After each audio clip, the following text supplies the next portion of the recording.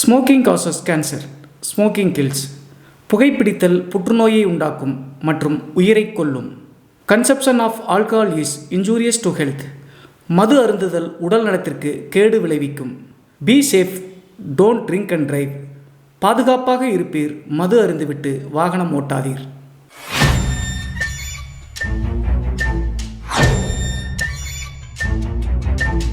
Hi everybody, நான் உங்கள் Siva. Welcome to our channel.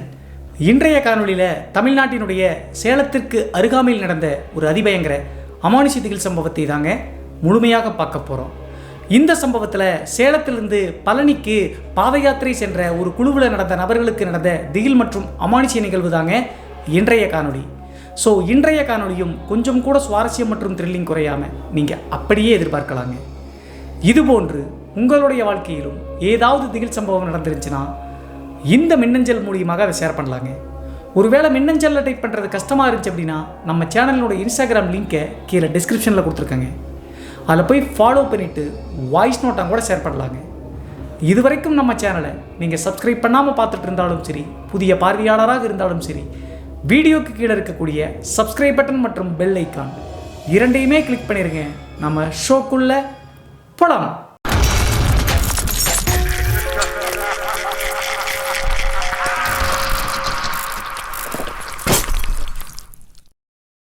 இந்த அமானுஷ்ய சம்பவம் நான் ஏற்கனவே சொன்ன மாதிரி தமிழ்நாட்டினுடைய சேலத்திலிருந்து ஒரு 15 கிலோமீட்டர் தள்ளி இருக்கக்கூடிய அழகிய கிராமத்தில் 2011 காலகட்டத்தில் நடந்த திகில் சம்பவம் தாங்க இந்த சம்பவம். இந்த சம்பவத்தை நம்மளுக்கு மின்னஞ்சல் மூலியமாக ஷேர் பண்ணது பாலமுருகன் அப்படிங்கிற நம்ம சேனலுடைய சப்ஸ்கிரைபருங்க. இந்த நிகழ்வு 2011 காலகட்டத்தில் இவருடைய நண்பரான துரைராஜ் மற்றும் இந்த நபருக்கு நடந்த திகில் நிகழ்வுங்க. அப்படி என்ன நடந்துச்சு அப்படின்னு சொல்லி பார்த்தா, இந்த பாலமுருகன் அப்படிங்கிறவர் 2011 காலகட்டத்தில் கல்லூரியெல்லாம் முடிச்சு தன்னுடைய அப்பா அம்மாவோடு சேலத்திலிருந்து 15 கிலோமீட்டர் தள்ளி இருக்கக்கூடிய அந்த அழகிய கிராமத்தில் வாழ்ந்துட்டு இருந்திருக்காருங்க. அதே நேரத்தில் பாலமுருகனுக்கு அந்த கிராமத்தில் நெருங்கிய நண்பர் யார் அப்படின்னு சொல்லி பார்த்தா துரைராஜ் அப்படிங்கிற நண்பருங்க. கிராமங்கள் எல்லாம் யாரோ ஒருத்தருக்கு நெருங்கிய நண்பர் எப்போதும் இருப்பாங்க. அதே மாதிரி தான் இந்த துரைராஜ் மற்றும் பாலமுருகன் அப்படிங்கிறவங்க நெருங்கிய உற்றார் உறவினர் மட்டும் இல்லாமல் சிறு வயதிலிருந்தே பள்ளிக்கூட நண்பர்கள், கல்லூரி நண்பர்கள் அப்படின்னு சொல்லலாங்க. அவரும் கல்லூரி முடிச்சு பாலமுருகனோடு சேர்ந்து கிராமத்தில் அப்பப்போ சுற்றுவாருங்க. எப்போதாவது வேலை கிடச்ச அப்படின்னா போயிட்டு வந்து ஜாலியாக என்ஜாய் பண்ணிட்டு இருந்திருக்காரு. இந்த துரைராஜ் அப்படிங்கிற இந்த நபரை பற்றி சொல்லணும் அப்படின்னா அந்த டைமில் அந்த வில்லேஜில் அவர் தான் ஹீரோ அப்படின்னு சொல்லலாங்க. நல்ல ஹேண்ட்ஸமான பாடி இருக்கக்கூடிய ஒரு நபருங்க. அந்த காரணத்தினால கிராமத்தில் இருக்கக்கூடிய நிறைய மாமன் பொண்ணுங்க, அத்தை பொண்ணுங்க, அது மட்டும் இல்லாமல் நிறைய கேர்ள் ஃபேன்ஸ் வந்து அவருக்கு இருந்தாங்க. நல்ல ஓப்பனாக சொல்லணும் அப்படின்னா இந்த துரைராஜ் அப்படிங்கிறவர் அந்த டைமில் பெண்கள் விஷயத்தில் கொஞ்சம் வீக்காக தாங்க இருந்திருக்காரு. எந்த பெண்ணையும் லவ் பண்ணாமல் அப்பப்போ பயன்படுத்திட்டு தூக்கி போட்டுட்டு இருந்திருக்காருங்க. பெரும்பாலும் இந்த துரைராஜுக்கு கடவுள் நம்பிக்கை சுத்தமாக கிடையாதுங்க. ஆண்கள் இந்த டீனேஜில் இருக்கும்போது கடவுள் எல்லாம் அதிகமாக மதிக்க மாட்டாங்க. ஆனால் துரைராஜனுடைய அப்பா அம்மா தீவிரமான முருக பக்தர்கள்ங்க. அது மட்டும் இல்லாமல் எங்கேயாவது கோயிலுக்கு போயிட்டு வந்து திருநீரை வந்து துரைராஜனுடைய நெத்தியில் வச்சா உடனே அழிச்சுவாருங்க. சுத்தமான கடவுள் நம்பிக்கை இல்லாமல் ஒரு நாத்திகவாதி மாதிரி இருந்திருக்காருங்க. ஆனால் அப்படியே நேர் ஆப்போசிட்டுங்க இந்த மின்னஞ்சல் என்ன பாலமுருகன் அப்படிங்கிறவர். இந்த பாலமுருகன் அப்படிங்கிறவருக்கு முருக பக்தி ரொம்ப அதிகங்க. அது மட்டும் இல்லாமல் கடவுள் நம்பிக்கை ரொம்ப உச்சத்தில் இருக்கு அப்படின்னே சொல்லலாங்க. அதே நேரத்தில் பாலமுருகன் பிறந்ததும் ஒரு கடவுள் பக்தியோடு பிறந்த குழந்தை அப்படின்னு சொல்லுவாங்க. என்ன காரணம் அப்படின்னா, பாலமுருகனுடைய அப்பா அம்மா கல்யாணமாகி கிட்டத்தட்ட 7 வருட காலகட்டங்கள் குழந்தையே இல்லைங்க. அதற்கு பிறகு நொந்து போய் ஊராரனுடைய பேச்சை தாங்கிக் கொள்ள முடியாமல் பழனிக்கு பாத யாத்திரையாக தீர்த்தக்குடம் எடுத்துகிட்டு போய் வேண்டி அந்த அருளில் பிறந்த குழந்தை தாங்க இந்த பாலமுருகன். அந்த காரணத்தினால தான் அந்த நபருக்கு முருகனுடைய பேரான பாலமுருகன் அப்படின்னே வச்சிருக்காங்க. ஸோ 2 நண்பர்கள் ரொம்ப க்ளோஸாக இருந்தாலும் கூட ஒருத்தர் வந்து கடவுள் நம்பிக்கையோடு இருக்கிறவங்க, இன்னொருத்தர் சுத்தமாக கடவுள் நம்பிக்கை இல்லாதவர். எதற்காக இதை சொல்கிற அப்படின்னு சொல்லிட்டு இந்த வீடியோவை தொடர்ந்து பாருங்கள், உங்களுக்கு புரியும். இவங்க இருக்கக்கூடிய கிராமத்தில் வருடா வருடம் ஒரு பயங்கரமான திருவிழா மாதிரி ஒன்று நடக்குங்க. அது என்ன அப்படின்னு சொல்லி பார்த்தா, அந்த ஊர்க்காரங்க எல்லாமே சேர்ந்து அந்த கிராமத்திலேருந்து பழனிக்கு பாத யாத்திரையாக காவடிக்கு வந்து பார்த்தீங்கன்னா திருவிழா மாதிரி நடத்துவாங்க. ஒவ்வொரு குடும்பமும் தவறாமல் எல்லா வருடத்துலையும் கரெக்டாக அந்த டைமில் சேலத்திலேருந்து கிளம்பி பழனிக்கு பாத யாத்திரையாக நடந்து போய் தீர்த்த குடத்தை முருகனுக்கு அபிஷேகம் பண்ணி விட்டுட்டு வருவாங்க. அதே மாதிரி 2011 காலகட்டத்தில் அந்த காவடி வந்து ஏற்பாடு நடக்குதுங்க. இந்த துரைராஜ் அப்படிங்கிறவருக்கு சுத்தமாக கடவுள் நம்பிக்கை இல்லைனாலும் கூட இந்த காவடி எடுத்துட்டு பாத யாத்திரையாக பழனிக்கு நடந்து போவது ரொம்ப பிடிக்குங்க. அதற்கு முக்கிய காரணம் என்ன அப்படின்னு சொல்லி பார்த்தா, முருகன் மேலே இருக்கக்கூடிய பக்தி கிடையாதுங்க. நான் ஏற்கனவே சொன்ன மாதிரி நாத்திகம் பேசக்கூடிய காரணத்தினால அவர் எதற்காக பாத யாத்திரை அவ்வளோ தூரம் நடந்து போகிறார் அப்படின்னு சொல்லி பார்த்தா, பாத யாத்திரையாக போகும்போது நிறைய மாமன் பொண்ணு அத்தை பொண்ணு அப்படி சொல்லிட்டு பெண்கள் வருவாங்க. சேலத்துலேருந்து பழனி எப்படின்னா ஒரு பகல் ஒரு நைட் அப்படி சொல்லிட்டு 2 நாள் கிடக்கணுங்க. அந்த நைட்டு நேரத்தில் தனக்கு பிடிச்ச பெண்கள் மற்றும் ஃப்ரெண்ட்ஸோடு அப்படி பாத யாத்திரையாக நடந்து போகும்போது நல்ல ஃபீல் ஆகுங்க. அந்த மகிழ்ச்சிக்காக தான் இந்த துரைராஜ் அப்படிங்கிறவர் கடவுள் நம்பிக்கை இல்லைனாலும் கூட பாத யாத்திரையில் வருடம் போயிட்டு இருக்காருங்க. நான் ஏற்கனவே சொன்ன மாதிரி 2011ஆம் காலகட்டம் தீர்த்தமெல்லாம் கொண்டு வந்துட்டு சேலத்திலிருந்து கிளம்பி பழனியை நோக்கி நடக்க ஆரம்பிக்கிறாங்க பாத யாத்திரையா. எப்போதும் போல துரைராஜும் வந்து பார்த்தீங்கன்னா குரூப்போடு சேர்ந்து நேராக கிளம்ப ஆரம்பிக்கிறாருங்க. துரைராஜுக்கு கடவுள் நம்பிக்கை இல்லைனாலும் கூட காவி துண்டுன்னு எடுத்து தலையில் வந்து உருமா கட்டு மாதிரி கட்டிட்டு ஃப்ரெண்ட்ஸோடு ஜாலியாக என்ஜாய் பண்ணி பேசிகிட்டே போகிறாங்க. சாயந்தரம் ஒரு 5 மணி 6 மணிக்கு சேலத்தில் இருக்கக்கூடிய அவங்களுடைய கிராமத்திலிருந்து கிளம்பி நேராக பழனியை நோக்கி போயிட்டு இருக்கும்போது கரெக்டாக இரவு ஒரு 10 மணி 11 மணி தோராயமாக இருக்குங்க. அவங்க போயிட்டு இருக்கக்கூடிய வழிபாதை 2 சைடுமே வந்து பார்த்தீங்கன்னா கரும்பு வந்து விவசாயம் பண்ணியிருக்காங்க. 6 உயரத்துக்கு கரும்பு தோட்டம் அடைஞ்சிருக்குங்க. நடுவில் தான் நடந்து போயிட்டு இருக்காங்க அந்த ரோட்டில். ஸ்டார்டிங்கில் ஒரு 10 கிலோமீட்டருக்கு பெரியவங்களுடைய கண்ட்ரோலில் எல்லாத்தையும் குரூப்பாக கூப்பிட்டு போவாங்க. 10 கிலோமீட்டர் முடிச்சிச்சு அப்படின்னா பெரியவங்க வந்து பார்த்தீங்கன்னா லூஸில் விட்டுருவாங்க. அவங்க குரூப்பாக மட்டும் போகப்பா, தனியாக போகாதீங்க, ஒரு இடத்துல போய் பழனியில் வந்து மீட் பண்ணிடலாம்னு சொல்லிடுவாங்க. அந்த டைமில் என்ன பண்ணுவாங்க அப்படின்னு சொல்லி பார்த்தா பெரியவங்கெல்லாம் பேசிக்கிட்டே ஒரு குரூப்பாக பிரிஞ்சிருவாங்க. இந்த சின்ன டீனேஜ் பசங்களாம் என்ன பண்ணுவாங்கன்னா அவங்களுக்கு பிடிச்ச பொண்கள் பசங்கள்லாம் ஒன்றா சேர்ந்துக்கிட்டு அவங்க மட்டும் தனியாக குரூப்பாக நடந்து போவாங்க. அதே மாதிரி தான் இந்த பாலமுருகன், துரைராஜ் அப்புறம் அவங்களோடு சேர்ந்த அந்த கிராமத்தை சேர்ந்த ஒரு 3 பெண்களுங்க மொத்தம் 5 பேரும் ஒரு குரூப்பாக சேர்ந்து நடக்க ஆரம்பிக்கிறாங்க 10 கிலோமீட்டர் தாண்டி. அப்படி போயிட்டு இருக்கும்போது தான் நான் ஏற்கனவே சொன்ன மாதிரி 2 சைடும் அந்த கரும்பு தோட்டம் இருக்கக்கூடிய அந்த வழிபாதையில் நடந்து போயிட்டு இருக்காங்க. இந்த துரைராஜ் அப்படிங்கிறவர் தான் பெண்கள் விஷயத்தில் கொஞ்சம் வீக் அப்படின்னு சொன்னோம் இல்லையா. அந்த டைமில் வந்து பார்த்தீங்கன்னா அந்த கிராமத்தை சேர்ந்த வைஷ்ணவி அப்படிங்கிற ஒரு பெண்ணோடு அஃபெக்ஷன் இருந்திருக்காருங்க. அந்த பெண்ணும் துரைராஜ் மேலே ரொம்ப லவ் பண்ணுற மாதிரி ட்ரை பண்ணிட்டு இருக்காங்க. இப்படி இருக்கும்போது வைஷ்ணவியும் கூட தாங்க வந்துட்டு இருக்காங்க. நான் ஏற்கனவே சொன்ன மாதிரி 2 சைடும் கரும்பு தோட்டம் இருக்கக்கூடிய காரணத்தினால பகலே அந்த ஏரியாவில் போனோம் அப்படின்னா பயமாக தாங்க இருக்கும். நைட் அப்படிங்கிற காரணத்தினால லைட்டாக தாங்க நிலா வெளிச்சம் இருக்குது. அந்த நிலா வெளிச்சத்தில் அந்த பாதை பயத்தினுடைய உச்சத்தை கொடுத்த காரணத்தினால இந்த வைஷ்ணவி அப்படிங்கிறவங்க பக்கத்தில் நடந்து போயிட்டு இருக்கக்கூடிய துரைராஜனுடைய கைகளை ஜாயின் பண்ணி பிடிச்சிக்கிட்டே நடந்து போயிட்டு இருக்காங்க. இதை பாலமுருகன் நோட் பண்ணிட்டே வந்துட்டு இருக்காருங்க. கொஞ்சம் தூரம் நடந்து போயிட்டு இந்த துரைராஜ் கிட்ட பாலமுருகன் தனியாக கூப்பிட்டு டே கலசம் எடுத்துட்டு போயிட்டு இருக்கோம், தீர்த்த காவடி எடுத்துட்டு போயிட்டு இருக்கோம், தேவையில்லாத எதுவும் பண்ணாத பொண்ணுங்க கட்ட அப்படி சொல்றாங்க. அப்போது துரைராஜ் வந்து பார்த்தீங்கன்னா உனக்கு தான் வந்து முருகன், அவர் எனக்கு முருகனே கிடையாது, நான் வந்து பொண்ணுங்களோட என்ஜாய் பண்ண தான் வந்தேன் அப்படி சொல்லிட்டு கிண்டலா பேசுறாருங்க, எப்போதும் பேசுற மாதிரி. அந்த கரும்பு தோட்டத்திலே கொஞ்சம் தூரம் போயிட்டு இருக்கப்ப இந்த துரைராஜ் அப்படிங்கிறவர் ஒரு இடத்துல நின்றுட்டு போலாம், கால் வலிக்குது அப்படின்னு சொல்றாங்க. அதற்கு பிறகு ரோட்டினுடைய சைடில் ஒரு திடல் மாதிரி இருந்திருக்குங்க. அதில் வந்து இந்த 5 பேரும் உட்காந்துட்டாங்க. கொஞ்சம் தூரம் உட்காந்துட்டு இருக்கும்போது இந்த வைஷ்ணவி மற்றும் துரைராஜ் ஏதோ கிசுகிசுன்னு காதில் பேசிக்கிறாங்க. அவங்க பேசும்போது ஏதோ காதல் தோணியில தாங்க பேசுறாங்க அப்படிங்கிறது தூரத்திலிருந்து பார்க்கக்கூடிய பாலமுருகனுக்கே புரியுது. எவ்வளவு சொன்னாலும் கேட்க மாட்டேங்கிறாங்களே அப்படின்னு சொல்லிட்டு பாலமுருகன் நொந்து போய் மனசுக்குள்ள வச்சுட்டு இருந்திருக்காருங்க. இதுல ஒரு குறிப்பிடப்பட வேண்டிய விஷயம் என்ன அப்படின்னு சொல்லி பார்த்தா அந்த வைஷ்ணவி அப்படிங்கிற பெண் இருக்காங்கல்ல, அவங்க தீர்த்த குடம் கலசம் வேற வந்து பார்த்தீங்கன்னா தோல்ல போட்டிருக்காங்க. அந்த காவடியை வச்சுக்கிட்டு தான் அந்த பையனோட அப்படி காதல் மயக்கத்தில் பேசிட்டு இருக்காங்க. என்ன பண்றது அப்படின்னே தெரியாம பார்த்துட்டு இருக்கப்ப சடனா இந்த துரைராஜ் ஒரு விஷயத்தை செய்யறாருங்க. இந்த வைஷ்ணவி அப்படிங்கிற பேசிட்டு இருக்கக்கூடிய பெண்ணை அப்படியே தோல்ல தூக்கி போட்டு சைடில் இருக்கக்கூடிய கரும்பு தோட்டத்துக்குள்ள கூட்டிட்டு போக பார்க்குறாருங்க, தூக்கிட்டு போக பார்க்குறாரு. இந்த காட்சியை பார்த்த உடனே பாலமுருகன் கண்டபடி திட்டிருக்காருங்க.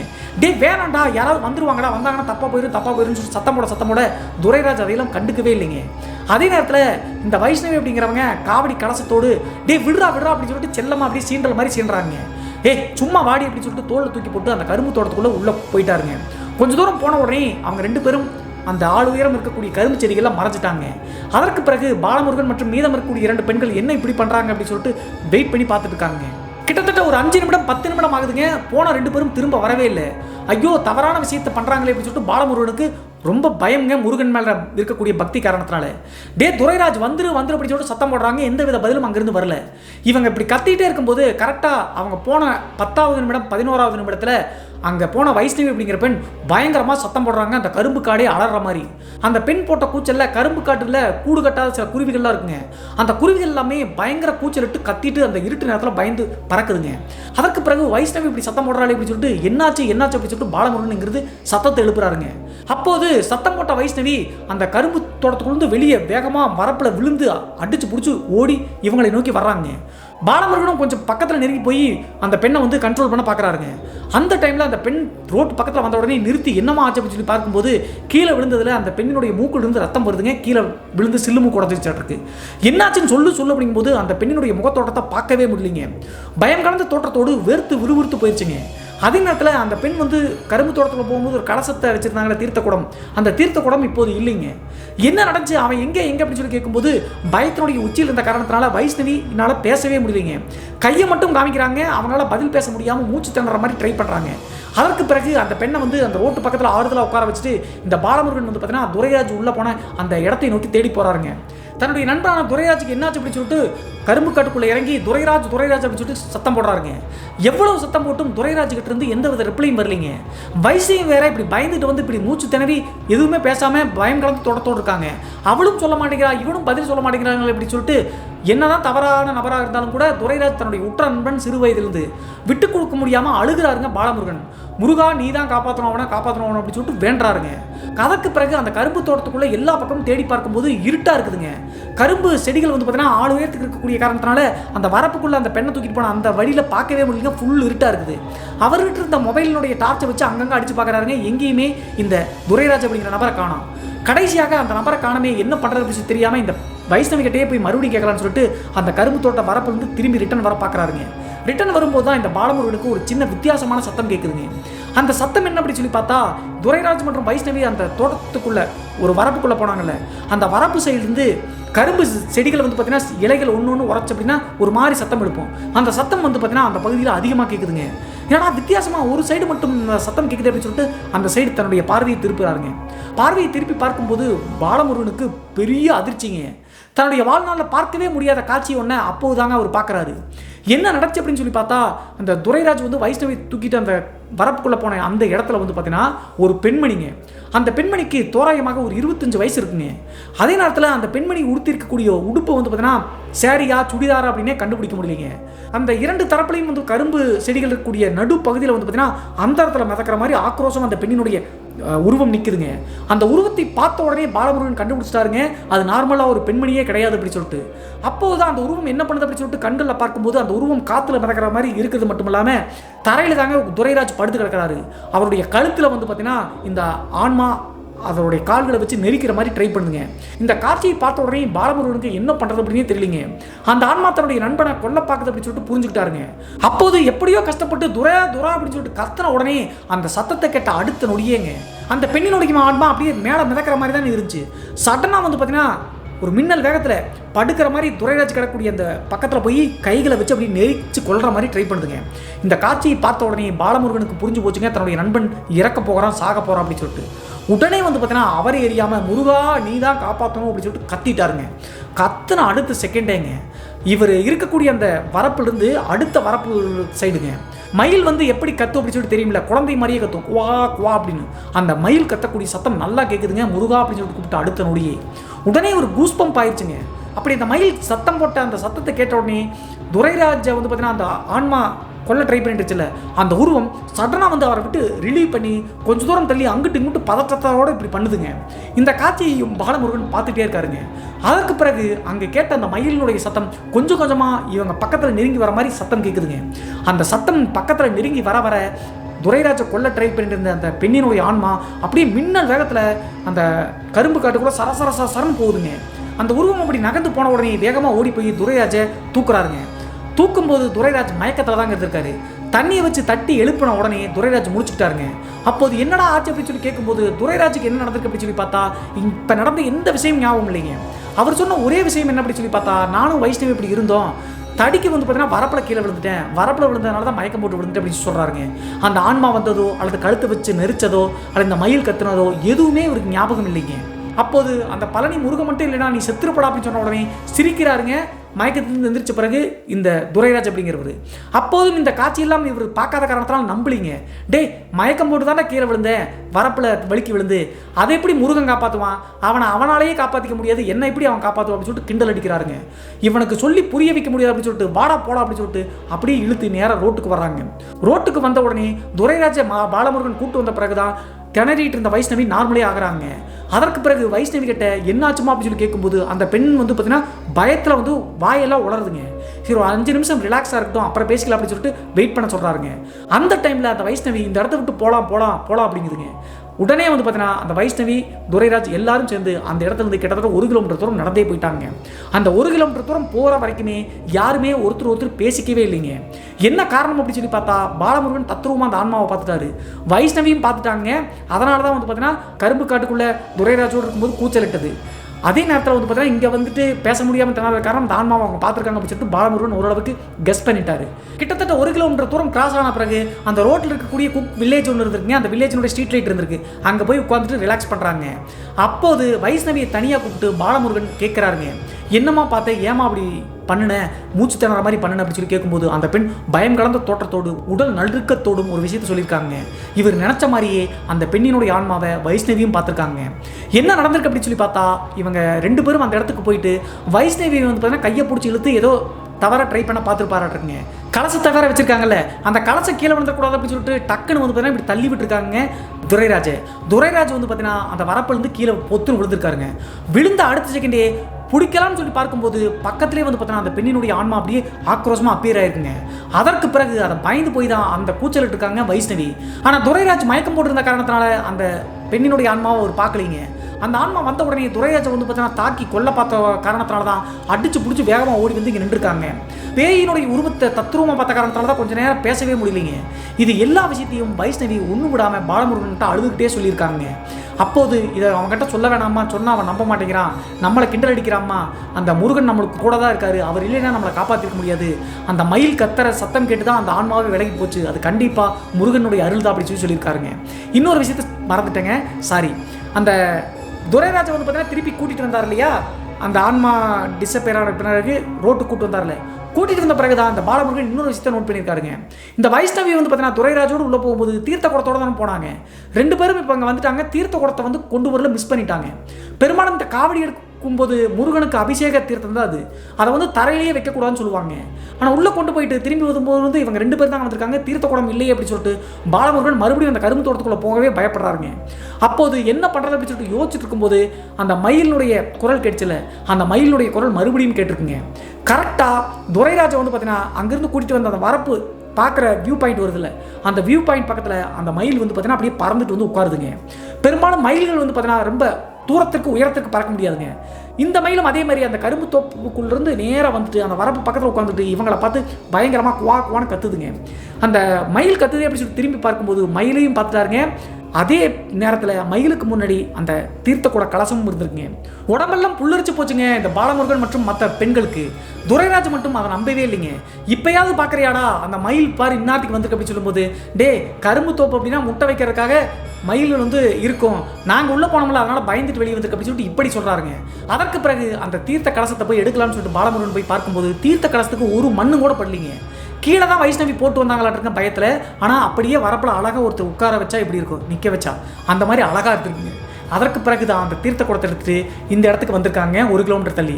இந்த இடத்துக்கு வந்த பிறகு தான் வைஷ்ணவி தனக்கு நடந்த விஷயங்கள் அனைத்தையும் சொல்லியிருக்காங்க. இதெல்லாம் கேட்டு முடிச்சு அவங்ககிட்ட சொல்லி பிரயோஜனம் இல்லை அப்படின்னு சொல்லிட்டு மறுபடியும் நடக்க ஆரம்பிக்கிறாங்க இந்த 5 பேரும் சேர்த்து.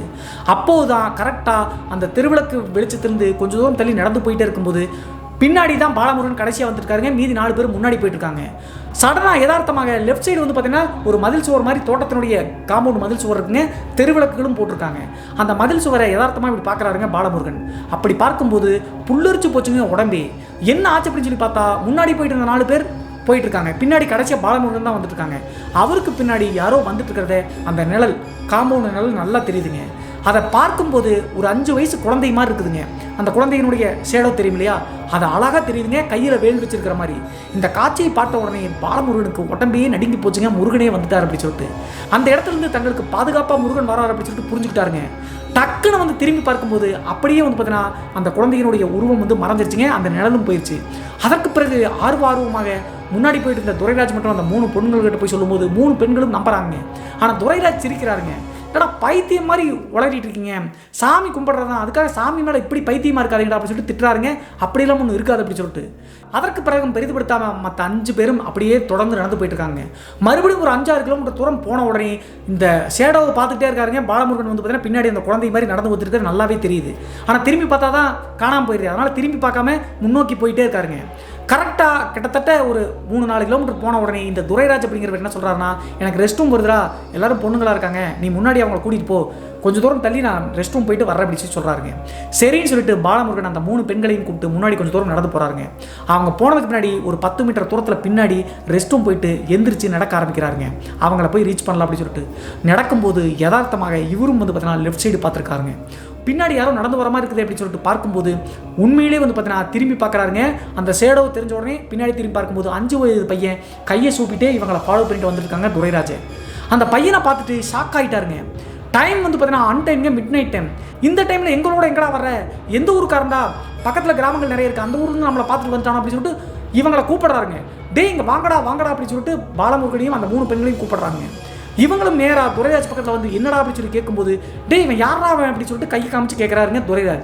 இவங்க 4 பேரும் பார்க்கும்போது அந்த பையனுடைய உருவம் வந்து பாலமுருகன் மற்றும் 3 பெண்களுக்கு தெரியலிங்க. ஆனால் இப்போது துரைராஜுக்கு தத்ரூபமாக அந்த 5 வயது பையன் தெரிகிறாருங்க.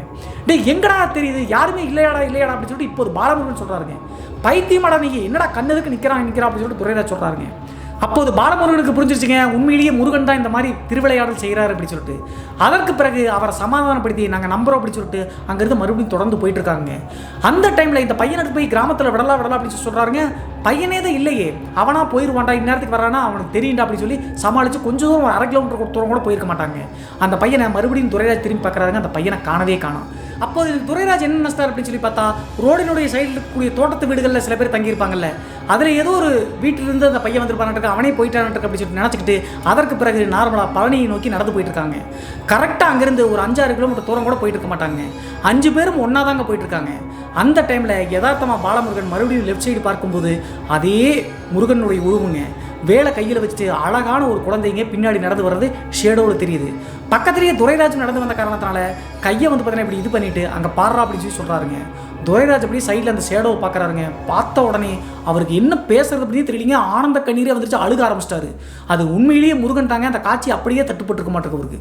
அப்படியே டர்ன் பண்ணி முருகா அப்படின்னு சொல்லிட்டு அப்போது தான் அந்த வார்த்தையவே சொல்கிறாருங்க. அப்படி கத்திட்டு திரும்பும்போது அந்த ஷேடோ மறைஞ்சிருச்சுங்க. அதற்கு பிறகு துரைராஜுக்கு புரிஞ்சிருச்சுங்க, அந்த முருகன் தான் நம்மளை காப்பாற்றிருக்காரு அப்படின்னு சொல்லிட்டு. அந்த கரும்பு காட்டுக்குள்ள அந்த ஆன்மா இவரை கொல்ல ட்ரை பண்ணும்போது பாலமுருகனுடைய குரல் கேட்ட மாதிரி வந்து முருகன் தான் அருள் வந்து மயிலினுடைய உருவத்தில் காப்பாற்றிருக்காரு அப்படின்னு சொல்லிட்டு எல்லா விஷயங்களும் ஒன்று விடாமல் துரைராஜுக்கு புரிஞ்சிச்சுங்க. அந்த இடத்துல இருந்து எல்லா தவறுக்கும் மனசார மன்னிப்பு கேட்டு உன்னை நான் பார்க்க வர முதல் முறை உயிரோடு இருக்கக்கூடிய முருகன் நினச்சி வர அப்படின்னு சொல்லிட்டு நேராக பழனிக்கு போனார் அவங்க. பழனிக்கு போயிட்டு கிரிவலம் சுற்றி வரும்போது இந்த காவடி குழுவில் ஒரு பழக்கம் இருக்குங்க. நிறைய காவடி குழுக்களில் அப்படி சொல்லுவாங்க, முருகன் மேலே பக்தி இருக்கிறவங்களுக்கு முருகன் வந்து சாமியாடி அருள் வாக்கு சொல்லுவாருங்க. காளியம்மன் மாரியம்மனுக்கு அருள் வாக்கு சொல்கிற மாதிரி சொல்ல மாட்டாங்க, நார்மலாக இருக்கிற மாதிரி தான் இருப்பாங்க. ஆனால் அவங்க சொல்லக்கூடிய வார்த்தைகள் வந்து கொஞ்சம் வித்தியாசமாக இருக்கும். அது முருகனே சொல்கிற மாதிரி ஃபீல் பண்ணுவாங்க. அதே மாதிரி கிரிவலம் வந்துட்டு இருக்கும்போது எப்போதும் அந்த குரூப்பில் ஒரு பெரியவருக்கு அந்த அருள் வருமாமாங்க, முருகனுடைய அருள். அதே மாதிரி வந்திருக்குங்க. அப்படி அருள் வந்த உடனே தூரத்தில் இருந்த துரைராஜை கையாச்சு கூப்பிட்டுருக்காருங்க. கூப்பிட்டு என் மேலே உனக்கு நம்பிக்கை இல்லைனாலும் கூட நான் கூட வந்த பார்த்தியா அப்படின்னு சொல்லி சொல்லுதுங்க. அந்த பெரியவருக்கு நடந்த நிகழ்வுகள்லாம் தெரியாதுங்க. ஆனால் அப்படியே சினிமா காட்சி மாதிரி நேரில் பார்த்த மாதிரி சொல்கிறாரு அவருடைய குரூப்பில் இருக்கக்கூடிய நபர்களுக்கு. அதற்கு பிறகு அப்படியே அந்த பெரியவர் காலியே விழுந்துட்டாருங்க. விழுந்துட்டு அவங்க அப்பா அம்மா என்ன நடந்துச்சுன்னு கேட்கும்போது நம்ம செஞ்சது தவறு தான், நம்ம மன்னிப்பு கேட்டு சொல்லிடலாம் அப்படின்னு சொல்லிட்டு எல்லா விஷயங்களும் இந்த கரும்பு தோட்டத்துக்குள்ள கூட்டிகிட்டு போனது, அந்த மயில் வந்தது, அந்த பெண்ணினுடைய ஆன்மாவை பாலமுருகன் பார்த்து எல்லாத்தையும் ஒன்று விடாமல் சொல்லிட்டாங்க. என் மேலே உனக்கு நம்பிக்கை இல்லை, ஆனால் உன்னை காப்பாற்றினது காரணம் உன்னுடைய அம்மா அப்பா உன்னுடைய வாழ்க்கையை நல்லா இருக்கணும் அப்படின்னு தான் 18 வருஷங்கள் விடாமல் எனக்கு தீர்த்த கலசம் எடுத்துகிட்டு வர்றாங்க. அவங்களுக்காக தான் உன்னையே நான் காப்பாற்றினேன். இனிமேல் நீயும் என் பக்தன் தான், என்னை புரிஞ்சுக்கிட்டே இல்லை, யாருக்குமே கொடுக்காத அந்த காட்சியை உனக்கு நான் கொடுத்த அப்படின்னு சொல்லியிருக்கேன். அதை கேட்ட உடனே மெய் செலுத்து போயிட்டாங்க அந்த ஊர்க்காரங்க. முருகன் வந்து பார்த்தீங்கன்னா தமிழ் கடவுள் அப்படின்னு சொல்லிட்டு ஏன் சொல்கிறேன் அப்படின்னு சொல்லிட்டு உங்களுக்கு புரிஞ்சிருக்கும். இதெல்லாம் நம்ப முடியாமல் இருந்தாலும் கூட நிறைய அதிசயங்கள் இந்த மாதிரி காவடி குழுக்களில் நடைபெறுங்க. எனக்கு தெரிஞ்ச ஒரு நண்பர் கூட காவடிக்கு வந்து பார்த்தீங்கன்னா குடும்பத்தோடு கலசம் எடுத்துட்டு காரில் போகும்போது திடீர்னு ஒரு பெண் குழந்தை வந்து ரோட்டில் கிராஸ் ஆகி அடிபட்டு வண்டி மேலே ஏறிச்சாமா. உடனே வந்து பார்த்தீங்கன்னா முருகா அப்படின்னு சொல்லிட்டு வேண்டி இறங்கி கீழே போய் பார்க்கும்போது அந்த குழந்தையே இல்லையாமாங்க. உண்மையிலேயே வந்து பார்த்தீங்கன்னா ஒரு உயிரோட குழந்தை தான் அடிபட்டுருக்கு. நொறுங்கின சத்தமெல்லாம் கேட்டுச்சு, குழந்தை பட்டுன்னு வெடிச்ச சத்தமெல்லாம் கேட்டுச்சான். ஆனால் முருகான்னு வேண்டிட்டு இறங்கி போய் பார்க்கும்போது அந்த குழந்தை வந்து அடிபட்ட மாதிரியும் இல்லை, அப்படி ஒரு காட்சி நடந்த மாதிரி இல்லாமல் அதை சாதாரணமாக பண்ணிருச்சாமா. ஸோ அவர் ஒரு தடவை என்கிட்ட யதார்த்தமாக கேட்கும்போது சொன்னார், இந்த மாதிரி நிறைய அதிசயங்களில் தமிழ் கடவுளான முருகன் பண்ணியிருக்காரு அப்படின்னு சொல்லிட்டு முருக பக்தர்கள்ட்ட கேட்டிங்க அப்படின்னு தெரியும். இந்த சம்பவம் 2011ஆம் காலகட்டத்தில் என்னுடைய நண்பனுக்கு நடந்தது பிரதர். அப்போதிலிருந்து துரைராஜ் வந்து பார்த்தீங்கன்னா நான் மறந்தாலும் கூட கடவுளை மறக்கிறதே கிடையாது. வருடம் இந்த துரைராஜ் வந்து பார்த்தீங்கன்னா முருகனை மனமுருக மாலை போட்டுக்கிட்டு வந்து பார்த்தீங்கன்னா பயபக்தியோடு பாத யாத்திரையாக போயிட்டு வந்துட்டு இருக்காரு அப்படின்னு சொல்லிட்டு சொல்லி முடிச்சாருங்க. இன்றைய சம்பவத்தை பற்றிய உங்களுடைய கருத்து என்ன அப்படின்னு சொல்லிட்டு மறக்காமல் கமெண்ட் பாக்ஸில் கமெண்ட் பண்ணுங்கள். இதுபோன்று உங்களுடைய வாழ்க்கையிலும் ஏதாவது திகில் சம்பவம் நடந்துருச்சுன்னா இந்த மின்னஞ்சல் மூலியமாக அதை ஷேர் பண்ணலாங்க. ஒருவேளை மின்னஞ்சலில் டைப் பண்ணுறது கஷ்டமாக இருந்துச்சு அப்படின்னா நம்ம சேனலோட இன்ஸ்டாகிராம் லிங்கை கீழே டிஸ்கிரிப்ஷனில் கொடுத்துருக்காங்க. அதில் போய் ஃபாலோ பண்ணிவிட்டு வாய்ஸ் நோட்டாக கூட ஷேர் பண்ணலாங்க. மீண்டும் ஒரு த்ரில்லிங்கான அமானுஷ எபிசோடுடன் உங்களை சந்திக்கும் வரை நான் உங்கள் சிவா.